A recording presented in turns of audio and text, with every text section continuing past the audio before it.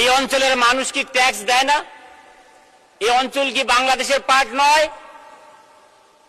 যদি তাই না হবে, গোটা বাংলাদেশে যদি গ্যাস থাকে তাহলে রংপুর অঞ্চলে কেন এখন আমরা গ্যাস পেলাম না? মাননীয় স্পিকার, আমাদের মাননীয় অর্থমন্ত্রী বাজেট বক্তৃতায় বলেছেন সবার জন্য উন্নয়ন।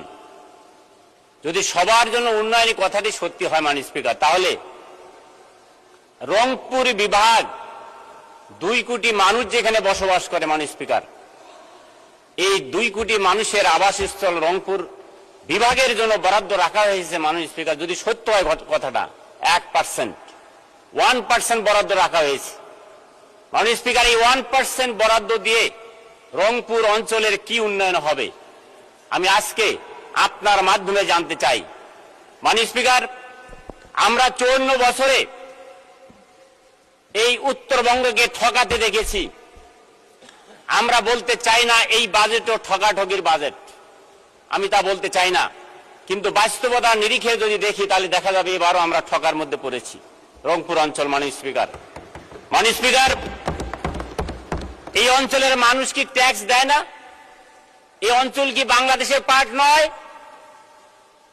যদি তাই না হবে, গোটা বাংলাদেশে যদি গ্যাস থাকে তাহলে রংপুর অঞ্চলে কেন এখন আমরা গ্যাস পেলাম না? গ্যাসের লাইন পাইপ বসানো হয়েছে 10 বছর হলো, 15 বছর হলো, কিন্তু গ্যাস এখনো পৌঁছে নেই রংপুর অঞ্চলে। মাননীয় স্পিকার, রংপুর অঞ্চলে গ্যাসের লাইন গেছে, কিন্তু 2 সাইডের যত জেলা এবং সীমান্তবর্তী যে জেলাগুলো সেখানে কিন্তু গ্যাস লাইন বসানো হয়নি। আমার গাইবান্ধা জেলার উপর দিয়ে, পলাশবাড়ির উপর দিয়ে গ্যাস লাইন গেছে মাননীয় স্পিকার, কিন্তু গাইবান্ধা জেলা শহরে গ্যাস লাইন বসানো হয়নি মাননীয় স্পিকার। তাই আমি আজকের এই বাজেট বক্তৃতায় জোর দাবি জানাতে চাই, উত্তরাঞ্চলে ন্যায্য হিস্সা দিতে হবে।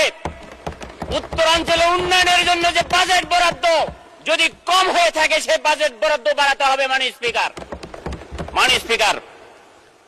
আমি বলতে চাই, আজকে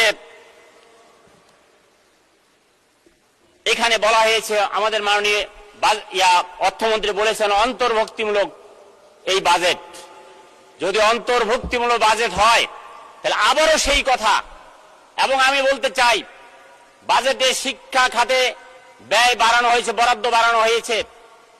যদি তাই হয় তাহলে হাজার হাজার নন এমপিও ভুক্ত শিক্ষা প্রতিষ্ঠান, লক্ষ লক্ষ শিক্ষক কর্মচারী যারা বেতন পাওয়ার আগে অনেকে পেনশনে রিটায়ারে চলে গেছেন মাননীয় স্পিকার, আমরা কি আশা করতে পারি এই বাজেটের মাধ্যমে যেখানে শিক্ষা খাতে বরাদ্দ বেশি দেওয়া হয়েছে, এই বরাদ্দের মাধ্যমে অন্তর্ভুক্ত করা হোক নন এমপিও ভুক্ত সকল শিক্ষা প্রতিষ্ঠানকে?